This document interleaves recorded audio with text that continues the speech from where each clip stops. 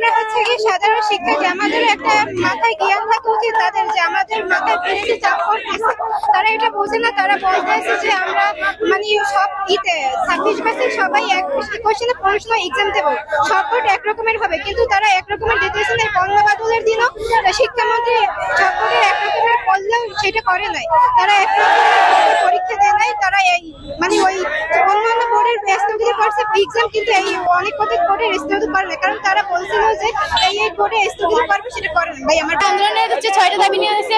First হচ্ছে দাবি প্রশ্নের মান ঠিক নাই এবং পরিবেশের আবহাওয়া ঠিক নাই। তারপর হচ্ছে সে পরীক্ষা নিতেছে, এখন এখানে হাতে সমান পানি নিয়ে হচ্ছে স্টুডেন্টরা পরীক্ষা দিতে যাচ্ছে।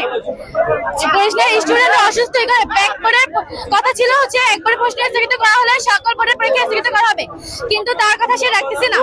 সে শুধু চট্টগ্রাম বোর্ডের পরীক্ষা স্থগিত করেছে এবং আমাদের হচ্ছে পরীক্ষার রুটিনের মানও ঠিক নাই।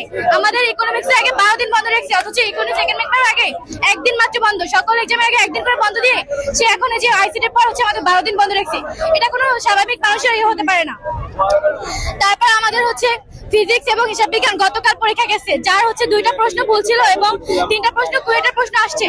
যে প্রশ্ন পরীক্ষা আমরা চাই হচ্ছে তারা আবার নেওয়া হোক, আর নয়তো হচ্ছে প্রশ্নের যেটা 2টা ভুল ছিল সেই 2টা হচ্ছে পূর্ণমান সবাইকে দেওয়া হোক, কমন মার্ক। এগুলো যদি না মানা এবং সে বৃষ্টির কারণে যেই করছে তারা সবাইকে কালকে রাতে সে সরাসরি বলছে স্টুডেন্টের প্রতিমূর্তি, আমরা নাকি জাতির মেরুদণ্ড। স্টুডেন্ট যদি জাতির মেরুদণ্ড হয় তাহলে কিভাবে স্টুডেন্ট প্রতিমূর্তি হয় সেটা, এবং সে সরাসরি প্রকাশে আমাদের কাছে ক্ষমা চাইতে হবে এবং সে তার কথাবার্তা আমাদের হচ্ছে দাবিগুলো মেনে নিতে হবে। যদি দাবি মেনে আজকে আমরা বেশ কিছু দাবি নিয়ে আসছি এখানে।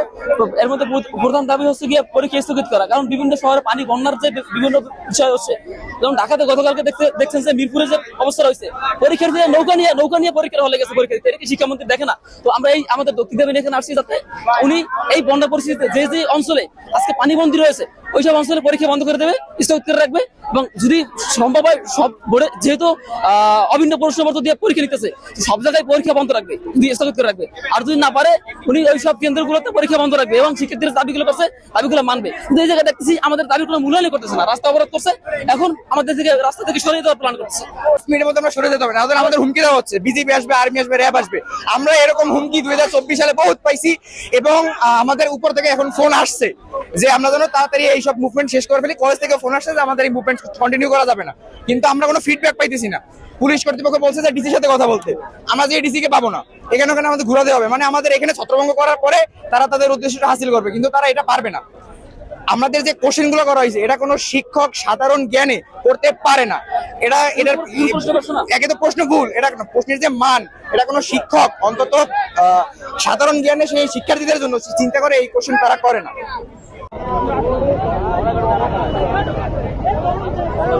আপনারা